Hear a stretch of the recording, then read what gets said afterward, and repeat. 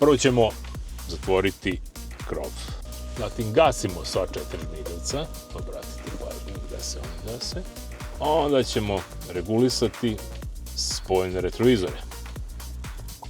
Jedino što je manuelno u ovom automobilu je zapravo ovaj glavni vozački retrovizor.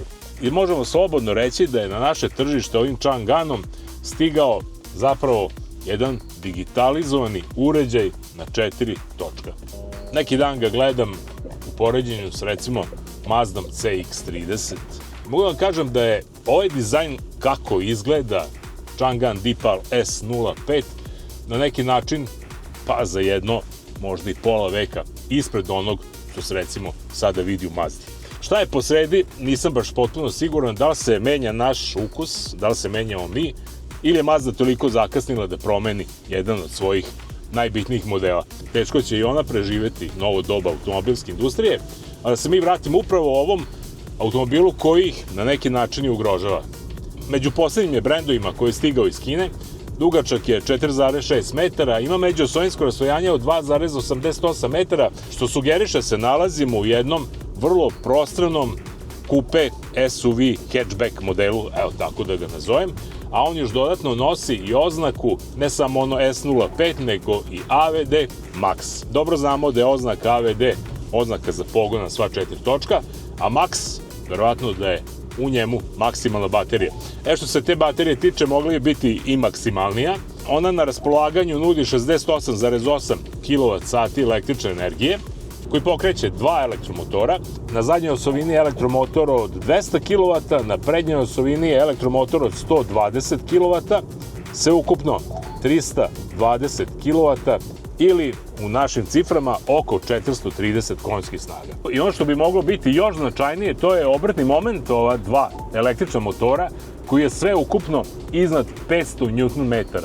Zaista fascinantan podatak koji obećava ne samo ubrzanje, već i odličnu ekonomičnost.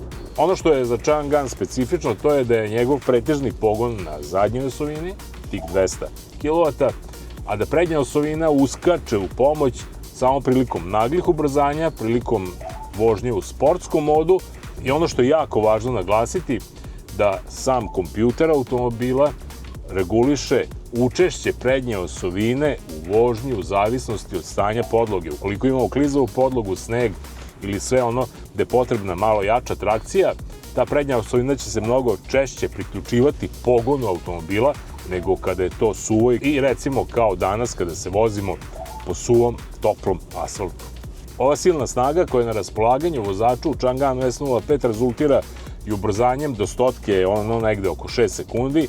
Automobil startuje stvarno kao metak, s tim što ima jednu malu zadršku ukoliko nije u sportskom režimu vožnje, onaj prvi pritisak na papučicu gasa će biti prilično, da kažem, rezervisan sam automobil.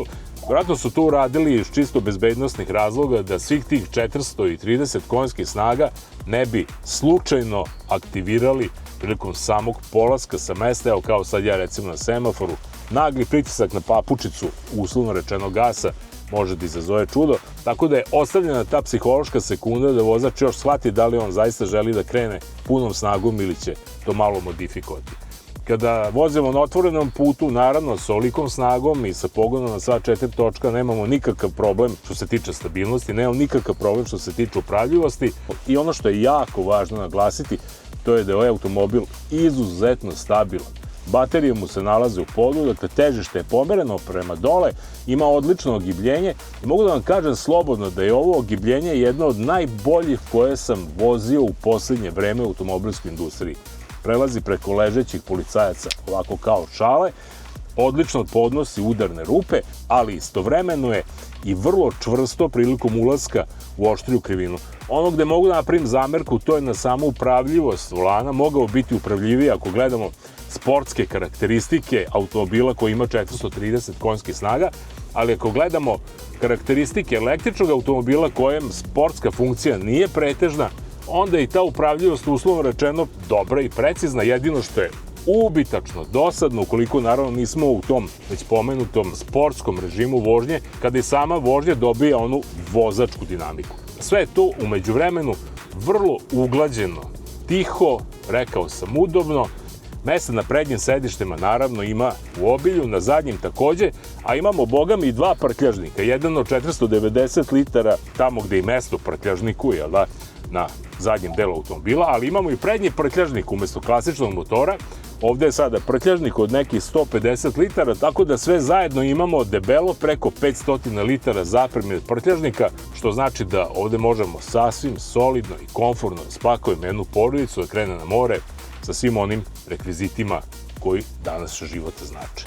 Ono što je jako važno i što takođe život znači, imamo 2 mesta za punjenje mobilnih telefona, imamo nekoliko C utičnica, imamo klimatizaciju zadnje klupe, imamo klimatizaciju prednjeg dela koja je takođe oslonjena na ovaj displej, međutim tu su one osnovne komande klimatizacije izvučena na ovoj donjoj šini, da je tako nazovem, tako da se vrlo lako do nje dolazi. Primetili ste, ispred mene nemam instrument tablu, što se uklapa ono da nam je stigao digitalizovani uređaj na 4 točka.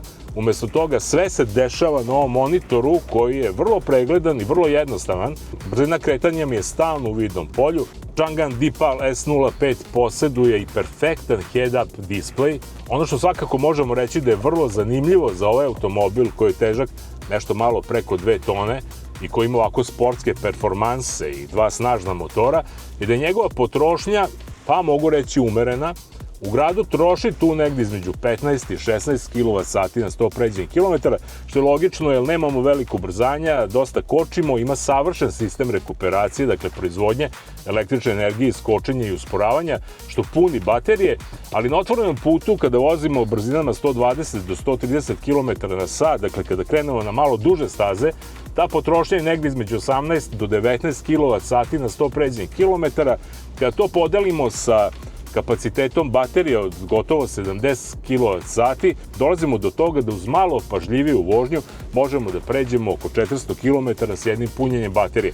Ono što je dobro kod ovog automobila, što se na DC jednosmernim punjačima baterija puni izuzetnom snagom.